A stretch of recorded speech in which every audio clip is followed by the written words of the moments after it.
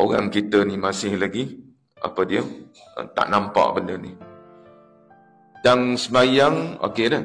Kefahaman, tengok kefahaman masyarakat kita ni. Tanya semayang 5 waktu ni lah. Okey.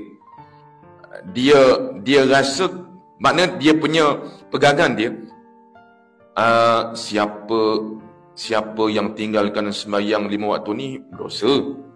Kena semayang, jaga sungguh. Betul lah tu.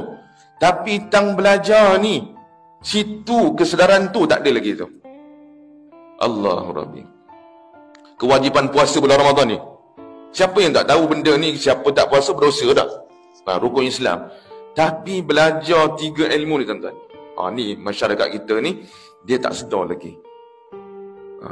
Kajian menunjukkan, kajian di negara kita ni, kajian ni baru je lagi, 90% tuan-tuan, 90% umat Islam di seluruh Malaysia termasuk Sabah Sarawak yang apa dia tak lepas pengetahuan. Tak lepas tu maksudnya apa? Tidak lepas kefarduan dalam fardhu ain. 90% tuan-tuan. Kalau 90% tu disebut 90% dah tahu fardhu ain kat Malaysia ni, sedap sikit dengar. 90% angka ni kita kena risau tuan-tuan. Saya bila baca fakta tu, 90% umat Islam di Malaysia tak lepas kefarduan. Maknanya apa? Maknanya pengetahuan dia dalam bab tauhid, dalam bab fiqh, dalam bab tasawuf belum lepas kefarduan dipanggil. Faham tak ada? Belum lepas kefarduan. Maksudnya macam mana dia sembahyang? Macam mana dia puasa?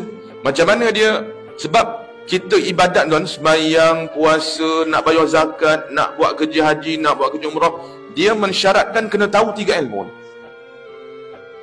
Ya? Macam sembahyang. Sembahyang nak mengesahkan ibadat sembahyang kita tu fiqh.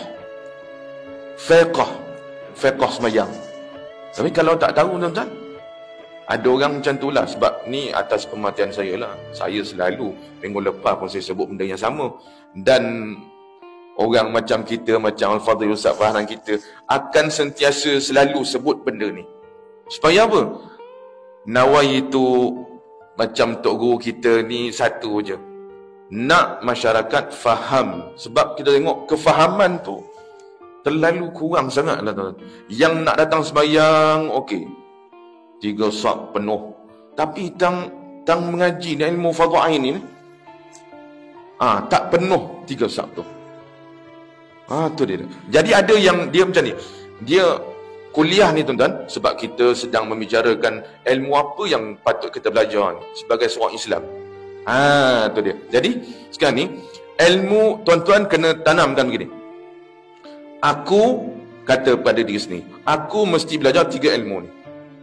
Apa dia? Tauhid, fiqh, tasawuf. Ada orang dia faham, tasawuf tu ilmu tinggi, itu ilmu orang-orang otok-otok guru je. Tuan-tuan, dia tauhid, ada tauhid fardhu ain, ada tauhid fardhu kifayah. Fiqh macam tu juga. Fiqh ada fardhu ain, ada fardhu kifayah. Dan tasawuf ada juga tasawuf yang fardhu ain, ada yang fardhu kifayah. Jadi untuk orang awam ni kat mana? Belajar tauhid yang fardhu ain, belajar fiqh yang fardhu ain, dan tasawuf yang fardhu ain. Yang fardhu kifayah ni tak belajar pun tak apa. Faham tak tu?